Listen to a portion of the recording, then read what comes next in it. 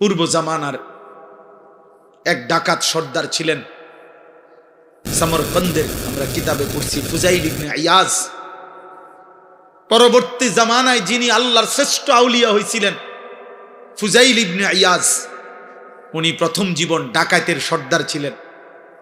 একদিন রাত্রি গভীরে এক বাড়িতে ডাকাতি করতে যখন দরজার সামনে গেছে সাঙ্গপাঙ্গ নিয়া, আল্লাহর কুদরতে বাড়িওয়ালা তখন রাত গভীরে কোরআন শরীফ তেলাওয়াত করতেছিলেন। আমি আরবি কিতাবে পড়ছি, আজ-জুহাদু মিআতুন এই কিতাব।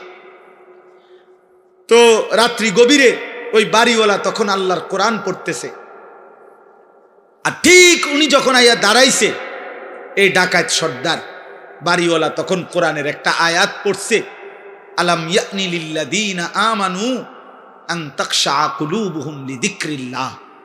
হে আমার মুমিন বান্দা, আমি আল্লাহর স্মরণে, আমার বন্দিগি, আমার জিকিরের জন্য তোমার দিলটা নরম হওয়ার সময় আজও কি হয়নি?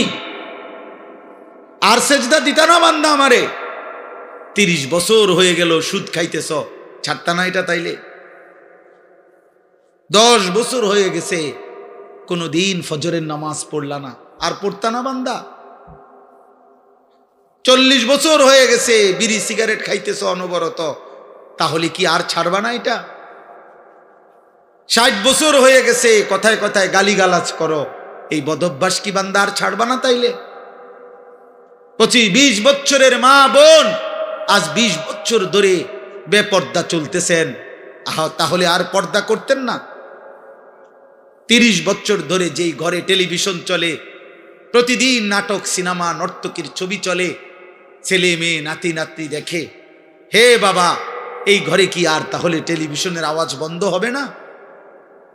এই গুনাহ আর থামবে না? তাইলে আল্লাহ জানতে চাচ্ছে, বান্দা তাহলে কি আর ফিরবা না?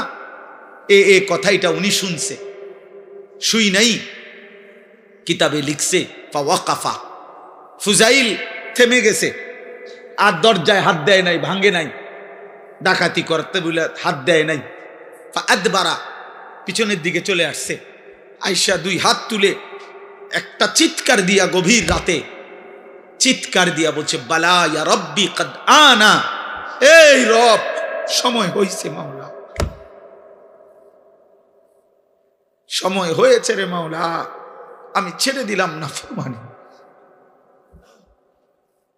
আমি ছেড়ে দিলাম, আমি করব না আর ডাকাতি। এরপরে উনি তওবা করে, রাত্রি গভীরে তওবা করে সেদিন থেকেই ভালো হয়ে গেছেন। পরে এই সমরকন্দ রাশিয়ার একটা এলাকা, ওইখান থেকে হিজরত করে মক্কায় আল্লাহর ঘর কাবার পাশে, এরপরে বাকি হায়াত, মৃত্যু পর্যন্ত তিনি বাকি হায়াত কাটাইছেন। ফুজাইল ইবনে ইয়াজ সাইয়্যিদুল আউলিয়া, আউলিয়াদের সর্দার হইছেন। ওই জামানার খলিফা ছিলেন উনি, যখন মক্কায় ছিলেন, পরবর্তীতে আউলিয়া বুজুর্গ হইছেন এই ডাকাত সর্দার। তখন খলিফা ছিলেন মারওয়ান ইবনুল হাকাম।